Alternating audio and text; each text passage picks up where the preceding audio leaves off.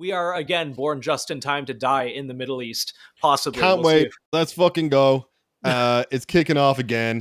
The Yeah. lads out in the desert shooting browns. Let's fucking do it. That's the that's what America was built on. Getting Yeah. back to the OG shit. This is okay, you guys are maybe you're 3-0 or some shit, like 0-3 against the fucking Arabs, but give it another shot. See what happens this time. You're listening to the Art and War Schizocast with your hosts, Nathan and Lucas. Nathan is a Canadian illustrator and shooter with a couple years of military experience. Lucas is an Irish tech journalist and entrepreneur. Together, they shout into the online void. Enjoy the show. Hello, we're just going to fucking jump into it. There's no cold open, there's no nothing. Welcome back to the Art and War podcast. Finally, we have Schizocast with our favorite boy Lucas, who hasn't been here. I'm back. He's back from. It's been fucking Dubai. I think I looked. It was I think the last time I was on a podcast was fucking January. Yeah, it's been insanely long, and I apologize profusely. The don't problem apologize. genuinely, It's we have reverse sleep schedules. You are legitimately, I think, exactly 12 hours off me. Yeah, 12 or 8, we're literally fucking halfway around the world for sure, in terms of the time zone. It's fucked, but yeah, it sucks. But I will try and do more going forward. But I've been doing a lot of random bullshit. I was in Dubai last week or some shit, literally right before the bomb started flying. So I got I'm not joking. I came back and within 3 days it was nukes are flying overhead, and then the next thing I saw was a video of an entire skyscraper on fire in Dubai. That was an electrical fire, and they evacuated 3,000 people, and it was no joke. 5 minutes from where you could see the building from where I was staying, and I was I'm glad I got out of there when I did. You left just in time to avoid, war in the Middle East, and just in time to come back to, I think, race riots. What's going on in Ireland right now?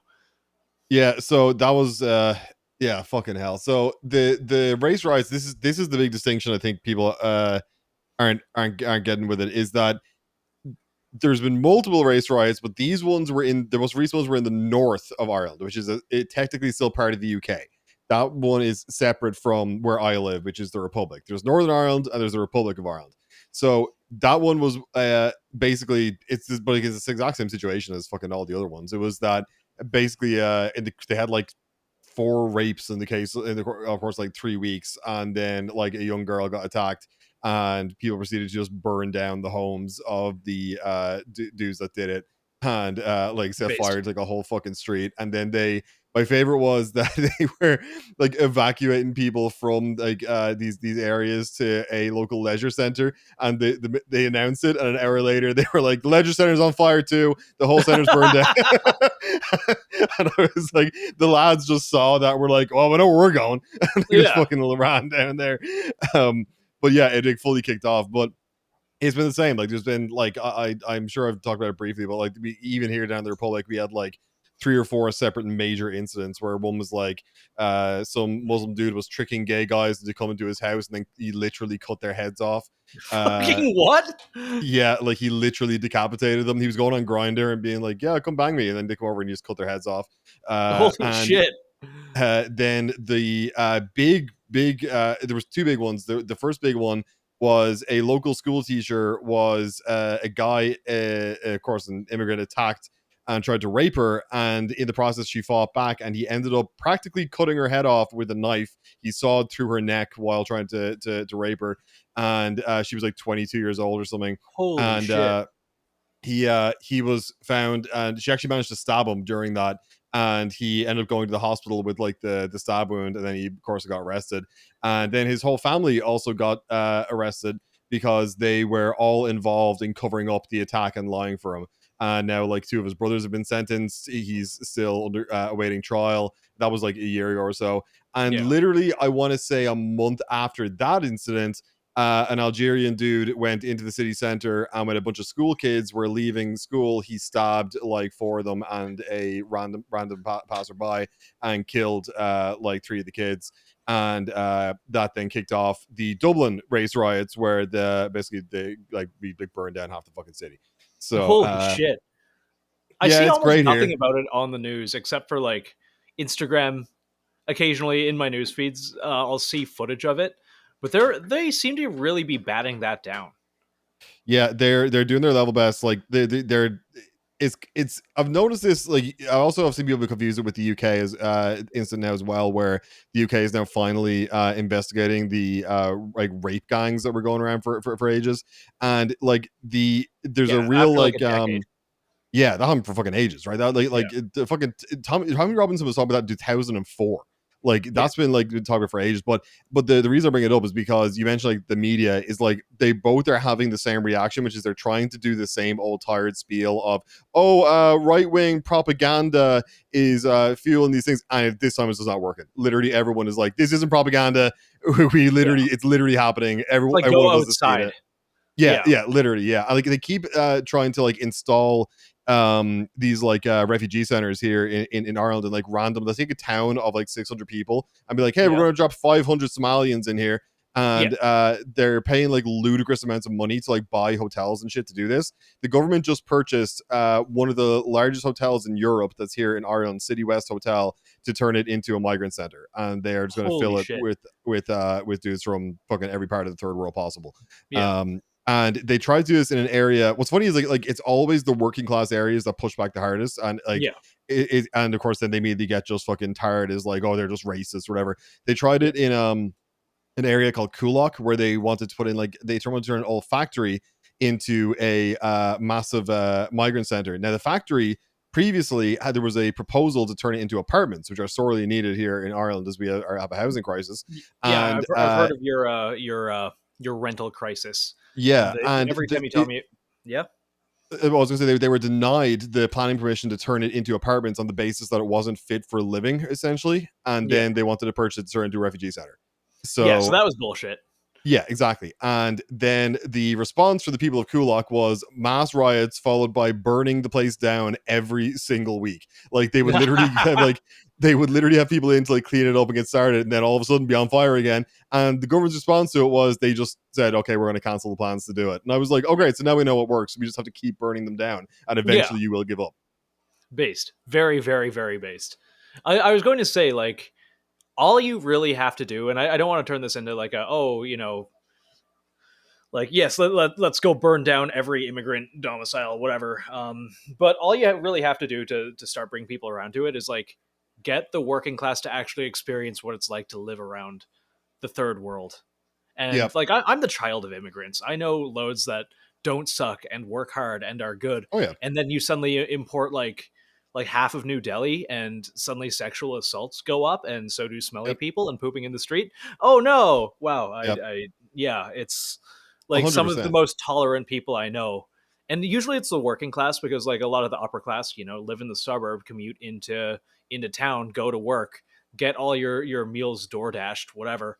I remember a woman I know. I went and visited and stayed with her on Park Avenue in New York, and she Mm, was of means. Like she had a penthouse apartment in Park Avenue, yeah. and she'd never leave the house, only ever watch CNN, get all meals delivered, didn't have to cook, had like a maid and a doorman and all of that stuff. And she was so detached from reality. And I feel like that's a lot of like richer and older people who don't actually have to deal with the real consequences of suddenly living around a lot of people whose like culture may glorify doing certain things. Yeah, 100%. So like that's exactly like what I'm seeing here, and like Ireland has never been like, as far as I'm concerned, Ireland has never really been a particularly racist country, like especially Yeah, compared to like a lot of other countries out there. Obviously, there was racism, but I wouldn't say yeah, it was to like a an inordinate degree. yeah, And definitely in the past, like in my lifetime, like there was like never really any kind of talks about race or like anything kind of like that. I never heard of really anyone getting many major kind of fucking whatever, like racial attacks or whatever the fuck. But yeah, the and as you said, like the most you used to get was the first like group of immigrants used to come to Ireland were the Polish, right? yeah, But the like stereotype of the Polish was that those motherfuckers are coming over in here and outworking us. And it was like they Yeah. would come and do every single job imaginable. It was they were like Yeah. the ultimate hardworking immigrant, right? And then Yeah. over the course of like a few years, like that was just kind of like, oh yeah, they're actually fine. Like they just like Yeah. work really hard and they're just generally pretty chill. And like they Yeah. never caused I cannot think of a time I heard of a news headline of like a Polish immigrant causing any sort of problems. Yeah, And I always thought so like the slur Polak was really funny. It was always one of those yeah, things where it didn't actually have any negative connotation. It's kind of like when we made fun of Italians. Like none of us actually yeah, hated Italians. We just chose a random people group because it was funny. yeah, exactly. Yeah.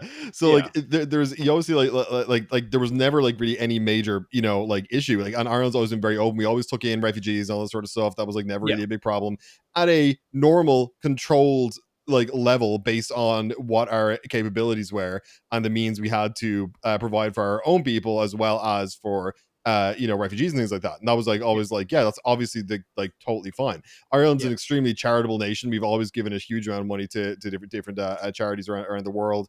You probably know well that Ireland has been like extremely pro Palestine for years. yeah, Like it's it definitely like we are have always been, I would argue, quite a liberal country, whether you think that's a good thing or not, right? yeah, So the fact that now like nearly every average person I know is kind of like, we literally have too many coming in, it is yeah, like a sign that like this is not like a culturally a racist culture that is just uninviting of immigrants. It's just that we're like, this is literally unsustainable. We yeah. cannot have this many. And that's the big thing that I feel like a lot of people aren't really getting. It's like, oh, it's the far right, it's against racism. It's like, no, No. infrastructure exists. You take in too many people and you put strain on that infrastructure. And you Yeah. bring in people who are kind of like some people are, some people aren't incompatible with everyone else in the country. Um you start to get strain, kind of no matter what political side you're from. I For started the most whipping out part. the statistics the other day. Yeah. I was arguing with a friend who was like doing the whole, well, sure, like we have our own like rapists and murders and all here in Ireland as well. Like there's just so many Yeah. like Irish scumbags, and I started Yeah. whipping out a full breakdown of how much more likely you are to be raped by and breakdown by ethnicity based on where Yeah. they're from. And I was like, you're literally 50 times more likely to be raped by a Somalian than you are an Irishman, despite the fact that they make up literally like 3% of the population. And I Yeah. got like a full like all the sources site and thing and all. I think all you get then is then there's like, oh fuck off, it's fucking racist. And I'm like, well, the fucking Yeah. facts will back me up. I've had multiple friends that have gone like, we're super lip and they come to me and they're just kind of like, yeah, this you're right. And I'm like, yeah, Yeah. I told you. Like Yeah. Likewise. I That's had like a gay friend of mine recently who's like, well, he's generally kind of like relatively like liberal, not like super, but like relatively. And yeah. like he just turned around the other day out of nowhere and he's just like, I'm gonna be honest, like they just have to go back. There's too many of them. And I was like, yeah, bro, fucking told you. Yeah. It's the problem is literally it is literally just regardless of where they came from. Say there was a random island filled with 3 million Irish people. We also Yeah. could not handle taking all of them in as well. Like Yeah. it is just not feasible. Then you Yeah. add in the genuine increase in like crime and sexual assaults, and I just like simply it is like a completely stupid idea just to keep bringing these people in en masse. Yeah.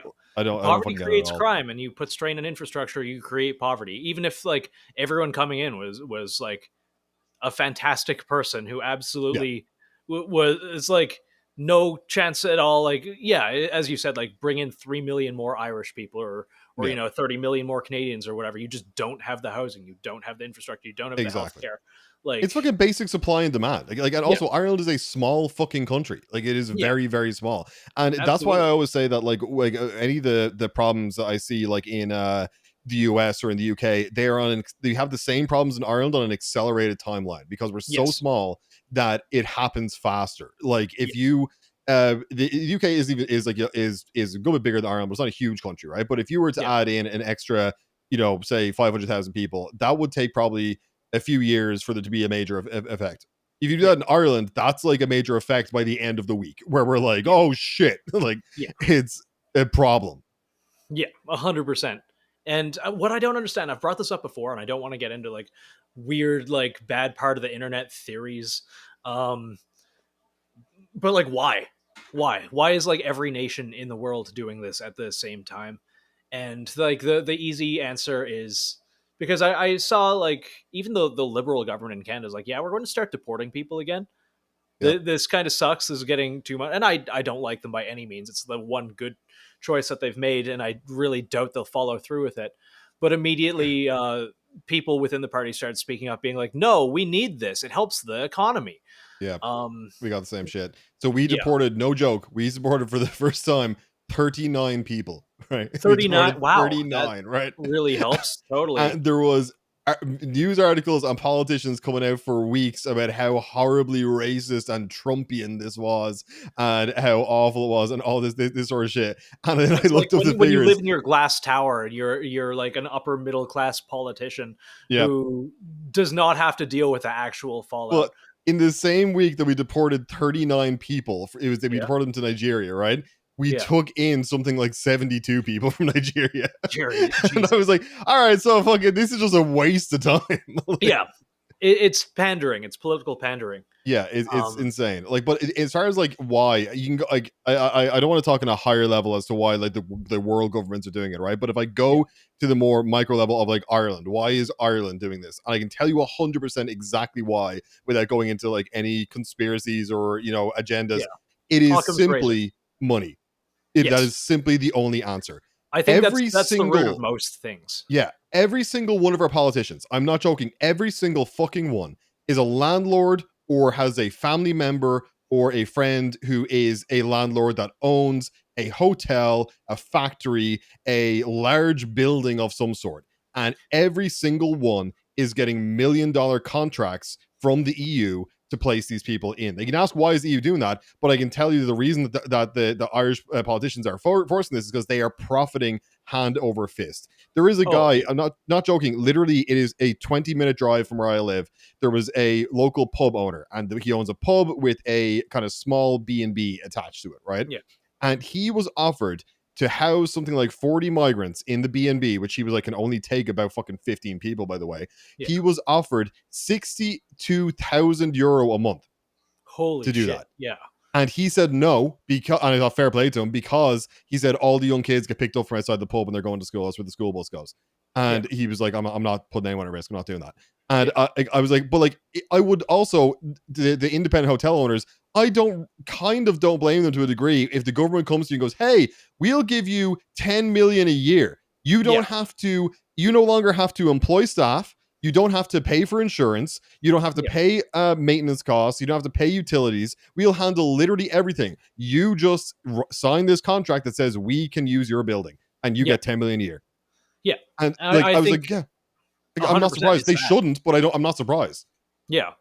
And I feel like that's just the case in a lot of places in the world. I think back in Canada, and like in America, every politician, probably everywhere in the world, vast majority of them have fingers in different pots. In Yeah, America, it's like military industrial yeah, complex, like tech stocks, things like that. Everyone has friends, everyone has lobbyists that they kind of answer to and take money from. Canada, that's real estate. It's hotels, it's tourism, it's all sorts of things. But the big one is real estate. Everyone yeah, has their fingers in that pie, and I think it's the exact same thing for that reason. It keeps prices high. yep, Everyone knows like a rental megacorp. Everyone knows condo corporations. Everyone knows huge real estate developers. Everyone owns property or knows people that do. And I think the constant importing of people is drastically like it's the exact same thing. Follow the money. Like, yeah, look where all these grants are going. They're going to the real estate developers and they're going to the landowners and the property owners of the friends of the politicians yeah. Exactly. who It's are, like yeah. it is makes it. You don't even have to go to like an insane conspiracy level in order to explain it. Now, No, if you not at want to all. go like wider as to why like the like the EU and shit and all like want to want to do that, then that's obviously a bit more of a conspiracy level. But overall, like it's Yeah. just the reason the local governments are doing it is simply because they're making a fuck ton of money off of it. Yeah. And like it sucks because like I there's very few people like that local pub owner who will turn down that sort of money. Oh, Like 100%. but it has to be solved like a root problem. And the real problem as well is that, and we've said this before, politicians aren't scared enough anymore.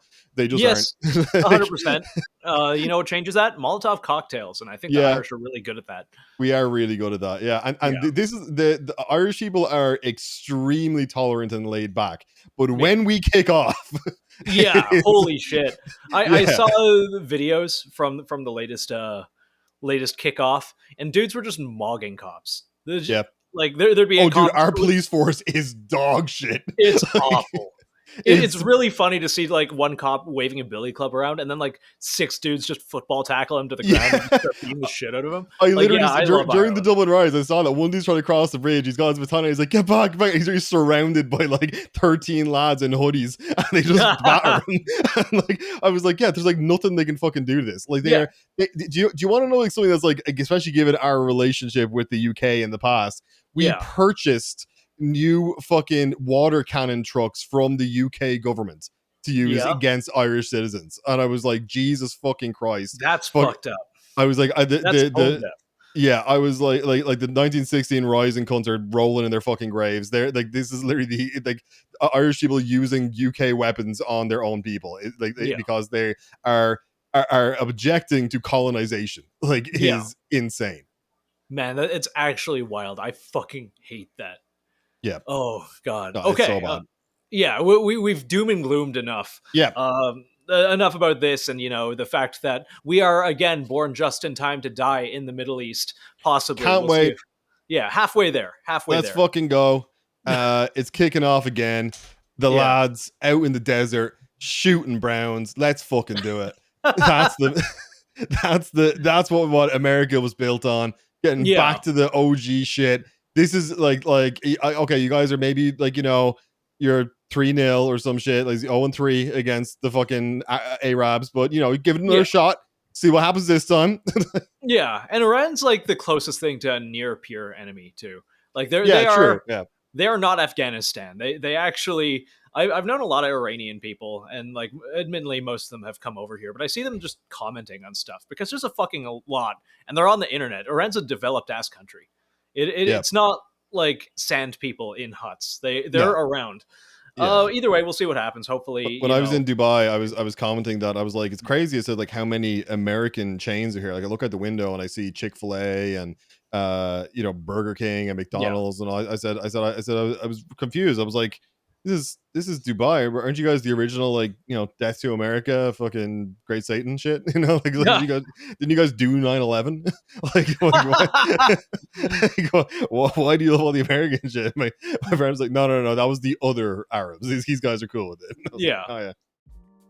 What's up everyone, BR here with a quick message from our new sponsor, Cloud Defensive. We've been huge fans of Cloud Defensive lights for quite some time. If you've been with us from the start, you've probably heard us mention Chad Defensive a number of times. Personally, I own the full-size Rain models, 1.0, 2.0, and their all-new 3.0. Every rifle needs a sling, an optic, and a light, and Cloud Defensive is consistently my choice for rifle lights. Cloud Defensive lights' durability, brightness, and top-notch design features make them a no-brainer in my rifle setups every single time. Whether you need a rifle light like the Rain, an EDC option like the MCH or Chicro Admin, or are looking forward to the EPL for handguns coming this year in 2025, Cloud Defensive has you covered.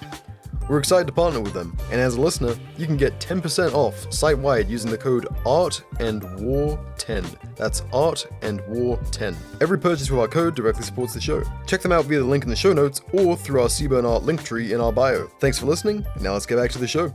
Man, I swear to God, Emirati, like Dubai KFC is the best KFC. I don't know. Dude, I had Dubai Raising Cane's. It was fucking amazing. That's incredible. Yeah, no, it's so good. I don't know what they do differently. Maybe they spice things a little differently. All the chicken's halal, but fuck, it's so good. I don't want to like. So I've had a weird experience like going to Dubai, like as in the generalized opinions I've seen on Dubai. I think the stereotype everyone has of Dubai. It is like honestly, the first thing people think of is prostitutes getting shit on, which is like, I'm sure that that definitely happens. I saw a few of them going around. There wasn't shit on them yet, but they were walking around, But overall, I found it to be like, I always describe it as that it's like a theme park. Like it's not like a real place, right? As in like, when you go to Disneyland and you feel very like largely safe. You're like, I'm in a very controlled environment. Right, like there's like they've planned for everything here. There's security everywhere. Nothing's gonna happen to me. That's Dubai. Like the minute I landed in Dubai, I'm like, oh, I'm practically invincible. Like no one's. I can walk the street at 3 a.m. with my phone in my hand, and no one's going to come near me or touch me. And everything is like outside your door. You can like walk 5 minutes, get food at any time of the day. Like it is like, again, like living in like a fucking theme park, right? But the big difference that I note with Dubai when I'm there against the stereotype I hear is that I consider it to be a very family friendly place for a few reasons, right? You know, One, I'm inclined to believe that. Yeah. yeah, like the one thing that is that by and large, alcohol is not super available. You can get Yeah. alcohol, you can go to bars, but it Yeah. is not like when you're in, like, say, New York, or you're in, Yeah. say, even Toronto, where Fucking Las on every Vegas. street there's a, yeah, or Vegas, right? There's a bar everywhere, and there's drunk people walking around, and they're falling over, and someone's getting in fights. That just doesn't happen. Yeah. You are not allowed to be drunk in public. You can, like, go to a bar and get fucked up, but that's it. You have to go home straight away. You're not like, if you are drunk and disorderly in public, you are getting arrested, like, straight away. Yeah. And And the so cops there, like, they don't fuck around. they do not fuck around, right? And then the other thing is, we are like, I was saying to my friend Matt, and he has like a penthouse apartment there, where it's like literally on the beach. And we were walking down past the beach, and there was like gates, like a you know, what's it called, blockers, or whatever the fuck, I don't fucking know, Yeah. like portable gates that they had put out, and there was police and security guards all along it. And I was like, did fucking something happen? Like, what's going on? And we were like, can we go to the beach? And they were like, oh, no, family only, sorry. And with that, they let in a dude with his wife and 2 kids, and Huh. the beach was blocked off for the weekend, only for families, only You know, children and parents with their kids. I respect that a lot, actually. Yeah, and I was like, I like that. I was like, Yeah. that's like the idea that they Like don't want, like, Vegas. yeah, like the fact that they don't want either, you know, like drunk people, or like, you know, fucking Instagram thoughts, or like people like, you know, just like fuck around the beach. They want families to be able to go and have a nice time. It's pretty cool. Yeah. So I think the trade off you're looking at when it comes to Dubai is, do you want like pretty much complete safety, and like a very clean, like, nice place to live, but you have zero freedom, because you Yeah. definitely have zero freedom, because you are restricted. You, like, there's certain things you cannot do. Yeah. Or do you want ultimate freedom, but then you have to, you know, take the risk that people can get drunk or do shit, or there's going to be some, you know, like, it's just the risks that come with freedom. Yes, it's the So opposite. yeah, so like, I was like, I can understand why, if you are someone who is hypersensitive to safety, as in someone who is like raising young kids, or like, you know, is like wants to go somewhere that you're not going to be worried about walking around late at night. I totally get why Dubai, and like, Dubai is the go-to place, because it's actually surprisingly affordable. Like, €100 is 400 dirham, so like, Yeah. your money, it goes very far. Really? Yeah, The exchange rate has really changed. I think when I was there last, it was like 80, 90 cents a Canadian dollar to it. Or the other way around. It's like 80, 90 fractions of a dirham. I can't remember what the name was. Yeah, like, To my money, Canadian like, dollars. went very far. Like, it wasn't like it was like everything was like, you know, a quarter of the price, but it was Yeah. that, like, I got a new iPhone there, because I was like, this is literally $700 cheaper than if I was getting it in Ireland. So Yeah. like, it just makes sense to get it here. Yeah. And like, so like, food and stuff, really affordable. We went out for, like, I had a Wagyu beef steak burger, and like a massive fucking plate of fries, and like 2 drinks, and it was like $30. And I was like, I would have Jeez. paid this for like just a shitty meal back in Ireland. Like, Yeah, I um, was gonna say that's like a decent meal here, but that's not like a Wagyu steak and all of that. exactly, yeah. It's like a Wagyu. It's like, so like, Yeah.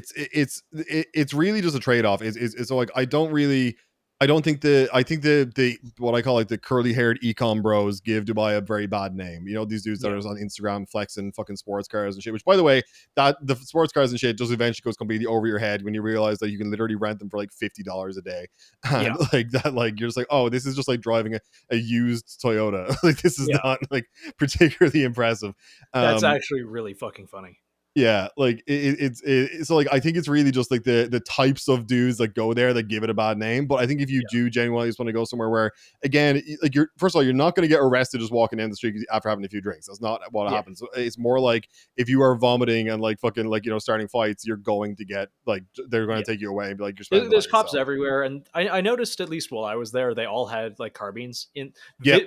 put visibly in the back of their car, just Yep. as like a show of force. Like, hey, Yeah, don't 100%. fuck around. They also Yeah. they're like, uniform is like full on military looking. It doesn't even look Yeah. like a thing. Like, they're doing like the full like beret with the fucking like fatigues and shit and all that. I was like, beret, plate carrier, all that shit. yeah, Um, they don't fuck around. But they also are, I find to be generally very friendly people, like, over there. Like, Yeah. they're very like, I think there's like, and I don't know where this kind of comes from, but it's like heavily instilled in them to present Dubai well, and like to Yes. treat guests very well. Did you go to any of the night markets or anything? That's like one of my favorite things to do in the Middle East. I actually didn't get a chance to. I went to a few of like the malls, and one of the ones that's like the like kind of I call it like a mall market, I guess. It's like a mall, Yeah. but they've just got like, you know, market stalls everywhere. Yeah. But I didn't go to any of the night markets and get a chance. Yeah, I love that shit. Genuinely, it's like it's where I learned how to haggle. My dad taught me. Um, it comes in handy now. Even got to be Do they less do rude. the calculator thing? They always whip out their phone with the calculator and they put a fucking number in, and then Yeah, and they'll hand you the calculator, yeah. and I just you'll go haggle no them no down no the no, and very I end. just put in another number and hand it back. Yeah, and be like, brother, just for Yeah. you, just this really good price. Yes, brother, I will die for you. And I'm like, okay, yeah, yes, I will buy this. Like, One of them, I did $3 get free. tchotchke. I got genuinely free shit from one of them, right? Yeah. So when you're walking along the street, there's these little. You can't even call them like stalls. They're glass like little mini buildings, right? They're air conditioned and Yeah. everything, but they sell like stall shit, right? And Yeah. there's loads of perfume ones. And I'm walking Yes. by, and this one dude is like, brother, you come in, the typical thing, and I'm like, no, you know, I can't. Anything. And he just goes, brother, where are you from? And I went, Ireland. As well, and he just goes, I have a gift for you. Come with me. And he walked away, right? Fully walked away. Didn't like wasn't near me, wasn't grab me, whatever. And I was just like, all right, well, now I want to see what's going on. So Yeah. I He was got like, you. all right. That's the hook. Yeah, so I was like, all right, so I walk in, and this dude is like, you're from Ireland, and I was like, yeah, and he's like, incredible, and he goes, my friend, he goes, where are you from? My friend goes, England, and he just goes, oh, and just turns away from him, right? He's like messing with like a bag, right, like a fancy like bag, and he just like puts like a thing of perfume. He goes, this for you. He goes, you give to your girlfriend, she love it, and he just puts it in, fucking like ties it, goes, there you go, take it, go. He goes, I see you another time, and I was like, I love that. okay, sick. I just hope walked you out. went and bought something from that guy. I did. I went back and bought like 4, right? But Yeah. like, the thing is, He got even when you, but also like there's something very genuine about it. I truly think that if I took that and left, and I never saw him again, he wouldn't have given a shit. Yeah, I don't think so either. Like, I love the fact he snubbed your British friend. If Me anything, too, it makes yeah. us a lot more genuine. Yeah, I think he genuinely was cool with the Irish. Like, but like, yeah, like overall, I find them to be just generally kind of very friendly and nice people. Like, you can just chat with Yeah. them and stuff. Like, I talked to a dude from Syria for like 20 minutes. It was just Yeah. like chill. That's the fun thing about Dubai. It's kind of like the reverse of what you find in a lot of the world, where it's like it's actually just a bunch of immigrants, but they're all the good kind. Yeah. Like 90% of that population is just from somewhere else. They're like Egypt, Syria, Yeah, Egypt, they're all from Syria, different places. yeah, Bangladesh, all of that, but they're all fucking cool. Yeah, I didn't have a single bad interaction the entire time I was there. Like, literally everyone I talked to was chill. Yeah. But yeah, I'm not doing this to cape for Dubai. I'm not saying Dubai is like absolutely incredible. I think it is also super artificial. I would take Dubai 10 times out of 10 over like Vegas. Yeah, I could definitely see that. Like the way I describe it is like it's like super like commercialized, obviously. You know, very kind of freedom restricted and stuff like that. But it's nice to visit. It's fun. People there are cool. You can do cool shit. I went jet skiing and nearly died. My so my buddy was like, we're gonna go jet skiing tomorrow, and I'm like, okay. And I was like, I've never jet skied. He's like, you'll be fine. And I'm like, all right. So we head out, and the jet ski instructor guy is like, so do you guys want to do the like 20 minutes just around like the kind of the Bay Area, or do you want to do the 30 minutes and we go out to the peninsula where the Atlantis Hotel is? My friend's like, let's do 30 minutes out of the hotel. And I'm like, am I going to be okay? And he's like, yeah, it's fine. I'm like, all right. So me and my 2 buddies getting these jet skis, and I was like, the guy doing is like, do you know how to ride a jet ski? I was like, no. And he points to his friend. He's like, yo, can you show him? And I thought this guy was going to come over and show me, like, you know, pointing stuff. He fucking lands on the back of me, just jumps to the back of it and goes, puts his arms over and goes, hello, brother. And like grabs the fucking. I was like, oh shit, hello. And he's like, okay, so this is accelerate. This is to turn on and off. He's like, you're all good. And I was like, all right, yeah, fine. So we start going out, and we're like flying along. And first of all, have you ever been on a jet ski? Never. No, this is entirely new. It's like it's so fucking hard, right? Because if you go, there's waves, obviously, right? Yeah. So if you go too slow, what ends up happening is every little wave you're going up it and down like this, like the whole fucking time, right? Yeah. But if you go too fast, you avoid the little ones, but when you hit the fucking big ones, you go flying in the air, and you're like, ah, right? So we're like 5 minutes in, and we're all immediately just drenched, like fucking the sun is like beating down. I'm like, oh fuck, right? We there was a guy leading us, and to be fair, there was a boat beside us as well, like following us, making sure none of us died. And we're like, so like, the worst case scenario for me was like I fall off and the boatman has to come get me, and I'm embarrassed, you know, like, it's like the worst case thing. But we're like going along, and like you don't realize how long 30 minutes is until you're on a fucking jet ski, trying to like keep up with everyone and reach this like one area, and trying to modulate your speed so you don't fucking fly off the fucking thing. And you kind of realize very quickly, I'm like, I'm not strapped down to this, so like I can just like go flying off. Like like my legs are not holding on to anything here.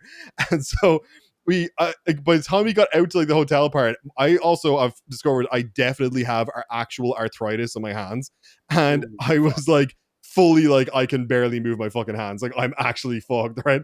And my other friend who's done it before, the English guy, is like, you all right? And I was like, yeah, this is fucking tough. And he's like, I've been jet skiing before and I can't feel my arms right now. And my buddy Matt was like, let's go back. So we like head back. And again, I'm literally like, I'm fucking dying here. I don't know how the fuck I'm gonna actually make it back. It's one of those moments where I was like, you have no way out of this. You have to keep going. Like, there is no fucking stop and get off. There is no fucking, turn back. You just have to get to the fucking shore. So eventually get there and get off. And I turn to my buddy, man, before I say anything, he just goes, yeah, that was way too far. We're not doing that again. That was way too much. And I was like, yeah, that was fucking awful. What the fuck? And we're like sitting in the boat on the way back to the shore, just being like, my mate's like, I can't feel my arms. I was like, my hands don't work anymore. I can't bend my fingers. Like, we're just like all in bits. That sounds fun as shit, though. And you got a story out of it. Yeah, I got a story out of it. It was fun. It was cool. Would recommend jet skiing if you have working hands, and don't go out for 30 minutes in the mid. Like, also right in like the literal ocean. Like, we realized halfway through, we're like, oh, we're literally fully out. Yeah, like, you're not fucking around in a lake. You're in the ocean. Yeah, like fully. There's nothing around us, like. But it's yeah, it was fun, but it was definitely an experience. But yeah, we just did shit like that. Like, I was only there for I think like 5 days, so I just did like kind of I was over there because my friend Matt, we're doing we're in business together, so we wanted to like get some shit set up, so we were doing that sort of stuff. And then Matt lives there like 3 months out of the year for like tax purposes and stuff. Yeah, and so he just basically keeps bringing his friends over to hang out and make those 3 months actually fun. Yeah, exactly. Yeah, and so we just had to like just stay with him, just kind of had a look around the place and stuff. But like, it's always like the second time I've been to Dubai, and it's always like an interesting place to visit. There's always some shit going on, but yeah, would recommend.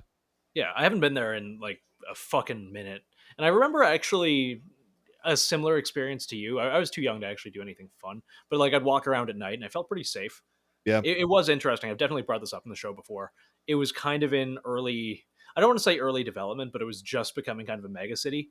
So there'd be large construction sites full of like Bangladeshi immigrant workers right next to like glass and steel mega structures.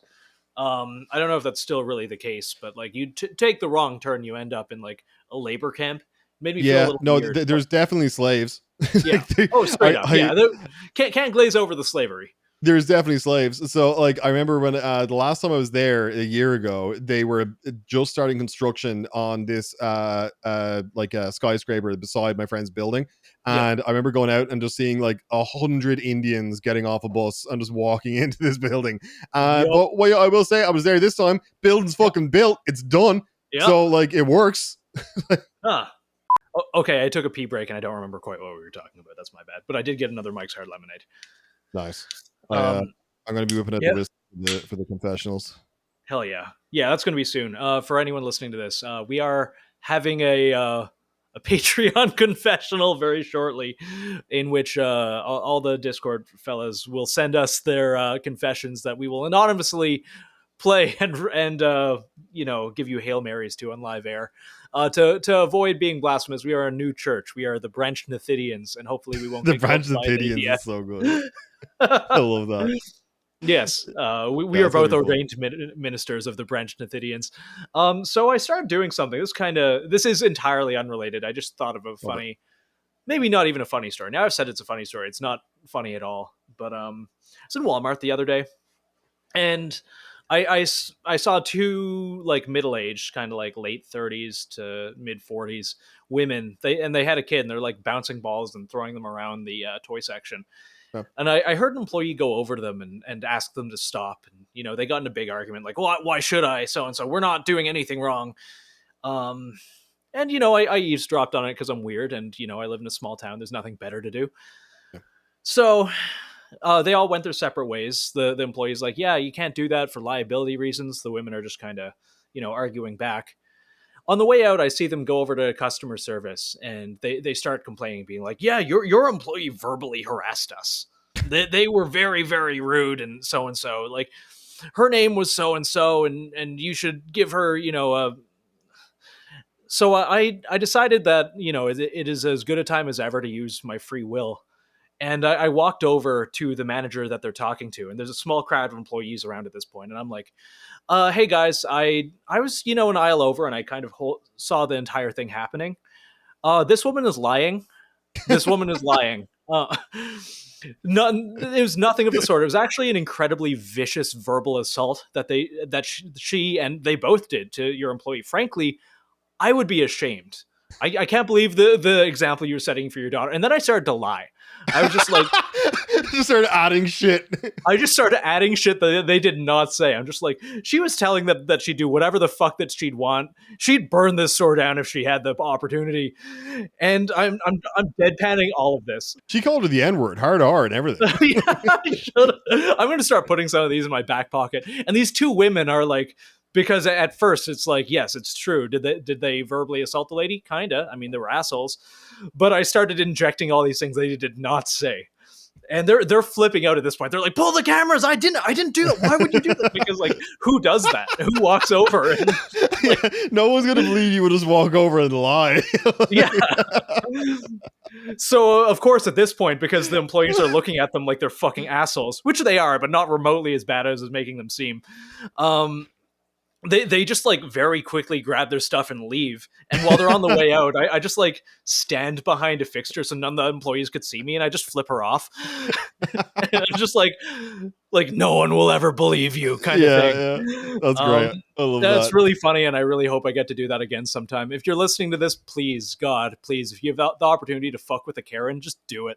Yeah, honestly, people that abuse like anyone working like any sort of like retail job or like service job, I'm like, what the fuck is wrong with you? Like unless the employee is like a genuine asshole, is doing something insanely fucking bad.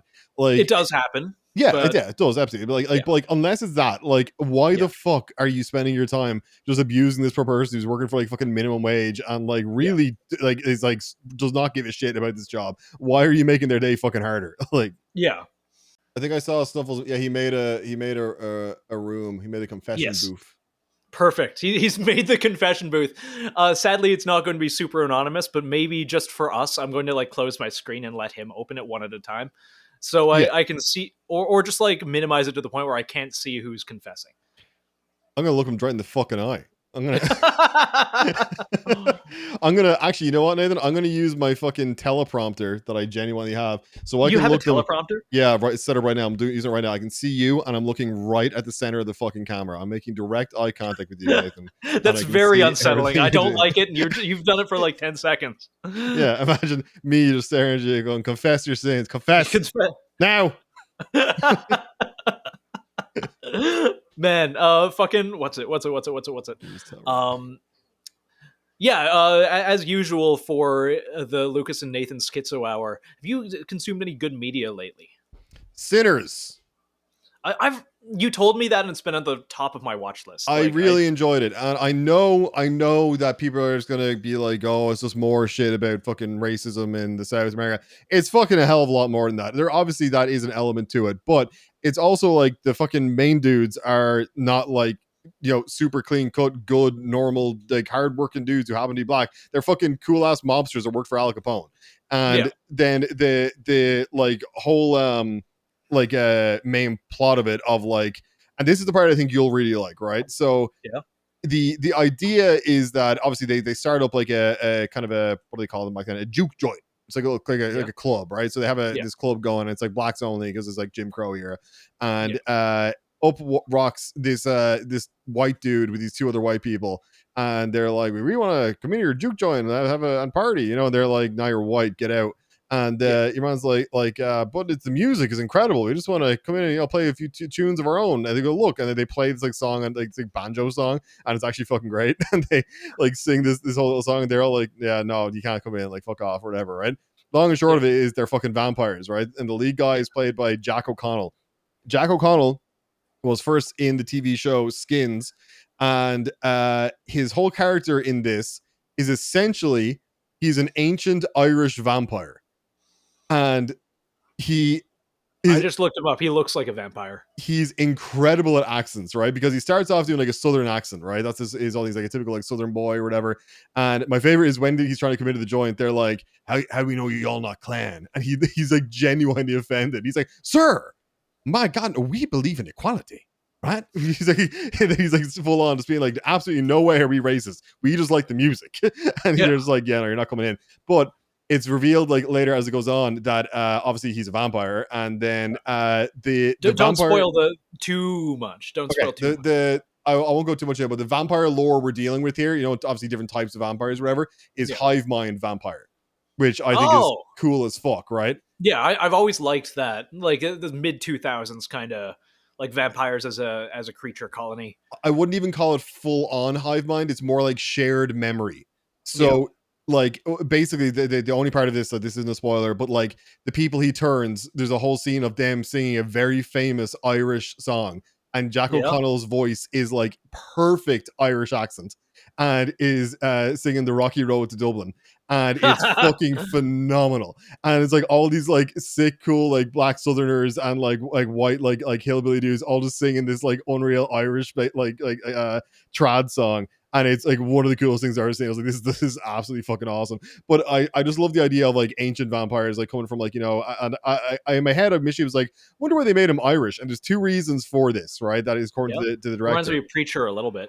Dude, so I was like, why do they keep making vampires Irish? Cassidy was Irish too, right? Then I remembered, well, fucking Bram Stoker was Irish and he invented Dracula. So that's probably a big I'd never reason. put that together. Yeah, I was like, that occurred to me. I was like, that's probably part of the fucking reason. But the other one, the reason that the director chose to make him Irish was due to the link between essentially how Irish and blacks were both treated in the South, and essentially how the Irish over time, due to the fact that they were ethnically not considered white, but physically were, managed to blend into the like white, you know, like on a, like class, and obviously black people were not able to do that.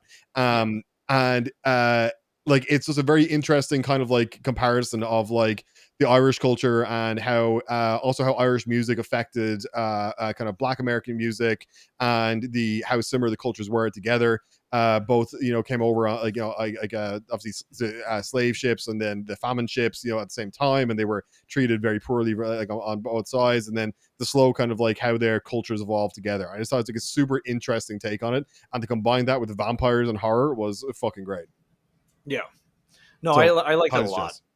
Yeah, that's actually I'm going to watch it genuinely like the minute I watch a new movie. I've seen it a little bit in theaters, like the new Final Destination, fucking fantastic. Yes, there's not a lot to say about that one because, you know, it's a Final Destination movie and you know exactly what you're getting from the minute you walk in to the minute you walk out. But holy shit, is it just like that genre, which I will just say is Final Destination done perfectly. I loved, so obviously, as you said, like you Final Destination, you know what you're getting, right? It's always going to be the same plot, and for 5 movies with the exact same plot. I loved the generational idea. I loved this whole thing where they were adding to it that this was like essentially like a was it like one of the kind of traps or one of the accidents, but it happened like decade previously and was still continuing on, sort of thing. I thought that was really, really cool. Yeah, me too. And I do like how they kept the trope of like you will die in kind of a similar way that you would have initially. Yeah. I was going before we went to see it, I was talking, I knew nothing about it, and I was talking to my girlfriend about them, and I was like, do you know what I would love? I said, is if we get to, is that we like have like, we bring back some of the original cast from the first one who didn't die. I said, I want to see Devon Sawa, the main dude from the original, but he now like lives in like a fucking padded room because he's terrified of leaving, and he's the one that kind of helps them to figure out how to like escape the trap, sort of thing, but he's still stuck in his. And then essentially that's what the grandmother character was, you know. I thought that was really cool. But I liked that a lot, genuinely. I would suggest going to see it. I thought I have some very, very interesting kills. I'm always looking for like new interesting ones. The trash compactor scene was so well done. That was great. Holy shit. Like I want to see the blend of digital and like VFX and practical that they did for that. Do you know how they did the MRI scene? And it's like, they had the guy sitting in the top and someone else sitting in the. It was like surprisingly practical. Yeah, one dude just lies down, the other just lies like on his back, and then I just pulled him in. I was like, that's such a great way to do it. It looks so good. Yeah, I love how outlandish it is too. And then you look at And then someone posted a picture from an actual hospital fairly recently. It's like, no, this can actually happen. And it was a Oh yeah. wheelchair getting sucked in an MRI. Oh yeah, I've definitely gone, dude. Yeah. Actually, this is related. Did you ever watch the old College Humor sketches back in the day? Which one, like Batman or the? Yeah, well, like but you remember them, right? Remember they had like those old College Yeah. Humor sketches, right? There were Yes. the ones that were like set in their office. It was just like their like office crew of like writers Yeah, or yeah, I whatever. remember that. One of the dudes from that, he actually has been a writer for a while, and you would have seen some of the shit he wrote. Have you seen Creep? Yes. He was- Did he write? What wasn't he? it was him and He was Mark also in the Duplass. league. Yes, Yeah, Mark Duplass. Was he in College Humor? no, but there's another dude. I'm going to show him to you. You're going to recognize him. Hold on. Yeah. Um, I was going to say, like, I remembered Mark Duplass from the league, but I don't remember. yeah, Mark Duplass fucking rules. But there's another Yeah. dude who Josh Rubin. This is his name. I'm gonna. I know that name. I know that name. Yeah, let me send you this in the chat here. And just there's his IMDb. You'll recognize him straight away. Like I remember his fuck face. me, this guy. Yeah, Yeah. So him. He Yeah. just directed a film that I saw there recently called Heart Eyes. And Holy shit, he looks like Stifler's younger brother. he does actually, yeah. Like, but he directed this film Heart Eyes, right? And I watched it recently and I fucking loved it because it was such a good idea. It's a horror movie, but it's a horror rom-com. And what he does really well is like blending like traditional horror elements with like also a full-on rom-com like cliche moments. Like he has moments of like this couple who are doing the whole like will they won't they thing with this one couple, but it keeps getting interrupted by like a dude trying to kill them. There's like moments where like they manage to like lock the dude in the closet and they slam it closed. They're both like holding the door and then he stops moving. They kind of look at you, they kind of laugh. They're like, that's crazy. It's so weird. This guy, this is terrifying. And she's like, yeah, I mean, my heart was racing, but you were so brave back there. And he was like, yeah, thanks. Like a knife comes through the door and they're like, oh fuck, like run again. And like it's really, really good. I highly suggest it. And it's got some really violent kills too. Heart Eye. I will watch that after Sinners because I love that kind of like genre mixing shit and the deconstructionist genres, like something that kind of like takes a look at tropes and then makes them weird. So God, I lost my train of thought. I had something that was tangentially related to this, but right. Comedy is by very many people considered one of the hardest genres to work on. And for sure. like everything with timing and everything else. So it lends itself so well to other genres, like other movies. And I think of like Uncut Gems with Adam Sandler and basically every time Jim Carrey has done something that's not funny and they all crush it. They all crush it. And I would imagine this is something kind of similar. Do you know when you think back to like films that like really correctly predicted kind of the future of what films were going to be like the example I'm thinking of specifically here, right, is we all like when it comes, you know, like when they do like music biopics, so they like Bohemian Rhapsody and Walk the Line, and like all these movies are about famous musicians. I think everyone thought that all future movies were going to be similar to like that were like this. We're going to be very much similar to like Walk the Line, which is considered to be like one of the best ones or whatever. And I don't know if you ever saw the film Walk Hard, the Dewey Cox story with John C. Reilly. Yes. So that was like parodying Walk the Line at the time, right? And since then, every single music biopic I've seen has been like a serious version of Walk Hard, the Dewey Cox story. The most recent Elvis movie, there is a scene in that where Elvis plays at like his first time playing like a town hall, like a school dance or whatever, and the girls are really ripping their tops off and throwing them at the stage. I played it side by side with the Walk Hard scene where he plays at his school talent show. It's the same scene. It's literally the same scene, even though Walk Hard came out like fucking 20 years ago, right? And now they're doing this Bruce Springsteen one, and they're literally doing the whole thing that's like, calm down, son. He's got to think about his whole life before he plays a show. It's like him like sitting in the corner, like looking up. And I was like, this is literally from Walk Hard. This is like the exact same thing. Like, it's crazy how accurate that movie has been for like how they're going to do all the fucking music biopics going forward. Yeah. I love that. I heard of the what's the one with the monkey man that no one understood. That ruled. That fucking Robin ruled. Williams. I heard Better it's really Man. good. That I watched. So, dude, I was like, "This is insane! Like, this is gonna be completely retarded. Like, who gives a fuck about this?" I put it on. I was like, "I think that's the best film I've seen all year. This is fucking phenomenal." If anyone hasn't seen it, you don't have to know who the fuck Robbie Williams is. Now, it probably helped that I literally grew up with Robbie Williams music. When I was young, he was literally number one in the charts all across the UK and Ireland. I didn't even know who he was. I'm like, are Americans and they Canadians have Robin never Williams? heard of this cunt. Yeah, like he's never broke into America whatsoever. But he's fucking huge in the UK and Ireland, right? And I was like going into this like a better man thing, be like, this is like gonna be retarded. Why is he a monkey? I forgot he was a monkey after like 15 minutes, like straight up. Like that's how good it is. And like the performances are fucking phenomenal. And the like the music is really fucking good. I truly thought it was him singing. Turns out they found a sound alike who sounds exactly fucking like him, but just younger. Holy shit. And like overall, it's brilliant. I highly suggest checking out A Better Man. Even if you don't know anything about him, it's just a really good story. Yeah, I would like that. Yeah, when the next time I watch a movie which doesn't have a body count, because I saw Ballerina in theaters. Dude, I'm seeing it tomorrow. You will like it. You'll like. I'm probably going to get hate for this. I think other than like the first one, maybe two John Wick movies, it's the best in that. It's the best of the genre in a fucking minute. I thought like some of their marketing's really bad. It's like, yeah, fight like a girl, woman power movie, and I feel like they just hired the wrong place to market it. Because it just is like such a good action movie on its own. What convinced me that I was going to enjoy it is I saw a review and someone said Anna de Armas gets the shit kicked out of her in this movie. 100%. And I was like, okay, see, I like that because John Wick gets the shit kicked out of him in every movie. Yeah. I did not want to watch a Ballerina where just because she's a girl, she's like never gets a scratch on her face and she's fucking like, perfect the entire time. People were like, no, she gets the fuck beaten out of her. Remember Atomic Blonde? Yes. It's like that, but the 11-minute fight scene throughout most of the movie. Fuck, like, that's sick. Okay, I'm hyped. Yeah, is Norman Reedus good? Norman Reedus is good. It's a John Wick movie, but it's like the first one. It's kind of a slow burn for like the first half hour, and then once it started going, it just fucking goes for the rest of it. I need to rewatch the fourth one. I haven't watched the fourth one since I saw it in theaters. I enjoyed the fourth one. I keep seeing clips from it, and I was like, I forgot.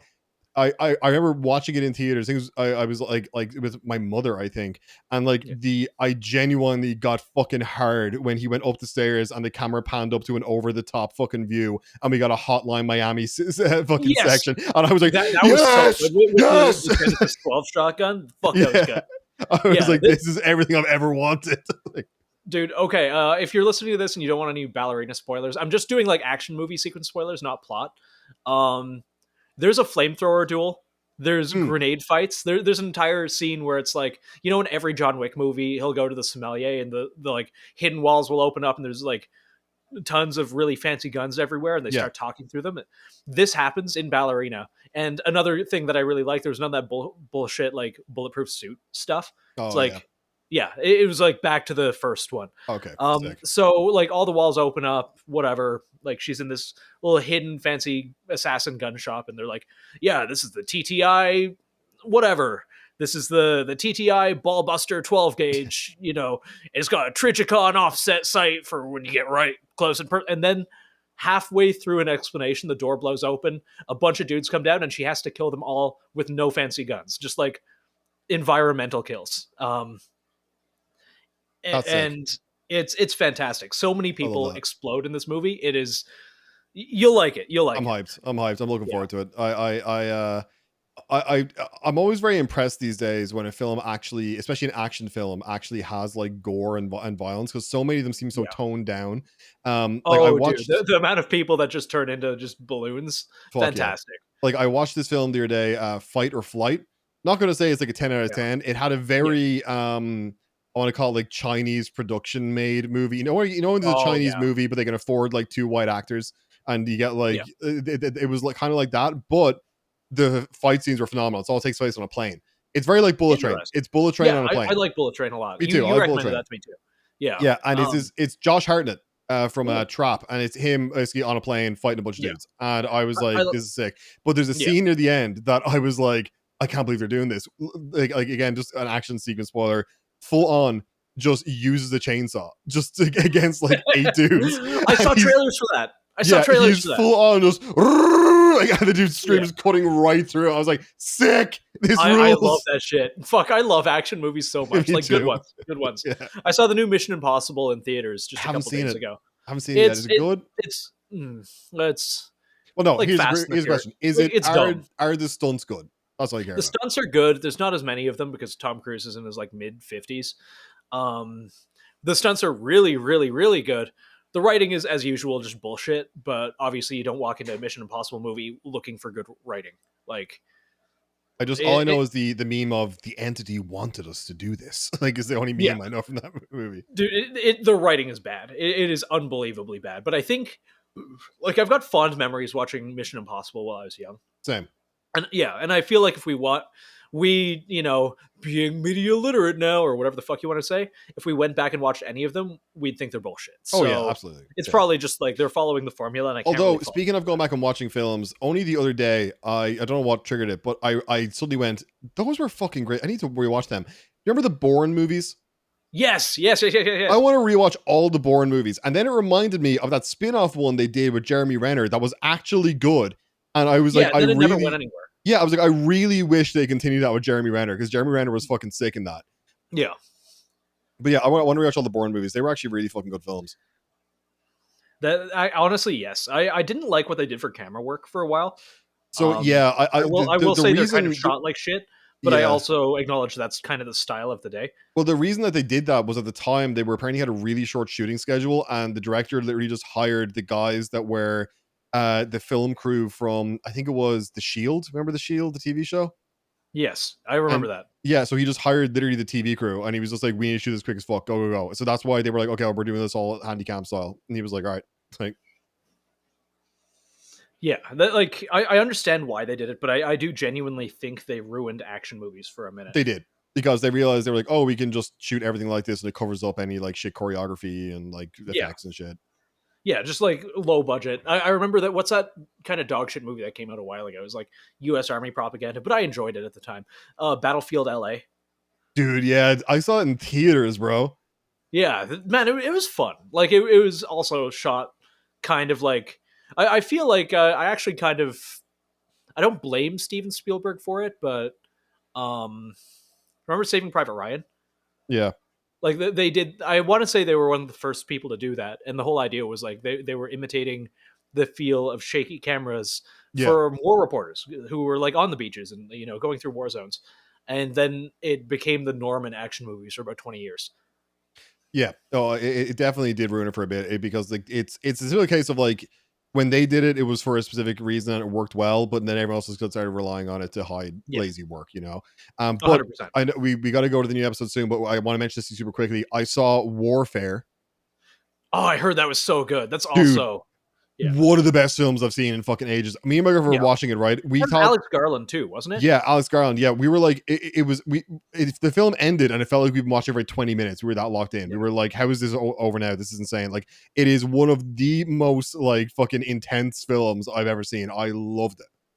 That's awesome. I regret not seeing it in theaters, like having actual like surround sound and everything. I think that my favorite thing of it is just how it portrayed, like, you know, like example, like say in fucking Ballerina or like in the John Wick movies, a grenade goes off and everyone's just like, and they kind of move out of the way and then they're like up again, right? These guys get hit with like an IED and all of them are fucked. Like, not like dead. They're just like one of them is just fully shell shocked for the rest. He's like the main captain for the rest of the movie. He's like, he can barely like breathe. He's like winded and he's just going to one of the guys. He's like, you have to take over. I can't hear. You gotta take over, and like he's just like fucking panicking. I was like, yeah, this is actually what it's like. Like, yeah, actually, I've heard from a lot of people like this is the most realistic thing to what it was actually like. It's cause it was co-directed. One of the guys that was in the shit. That was like it's literally they're making a film about the shit he and his squad went through. Yeah, like it had all the guys who were a part of it, like literally at the fucking like on set, like, and they do an insanely good job. Yeah, well, maybe we should all watch it because sooner or later we're going to be doing it for real in Iran. So you gotta get ready, boys. Exactly, Iran or Taiwan. Pick your poison. Anyways, we should probably wrap it up because as of 18 minutes ago, we're supposed to start. I'm gonna quickly throw my habit on and get my whiskey. Yeah. Anyways, very quickly, dad advice. Start working on your cardio. You're going to need it in Iran. That's good. That's very good. Mine, go fuck with old ladies that like give shit to minimum wage workers at Walmart or wherever else. Just don't be afraid to lie and piss them off. Okay, I love you all. Love you all. Okay, bye. Bye bye.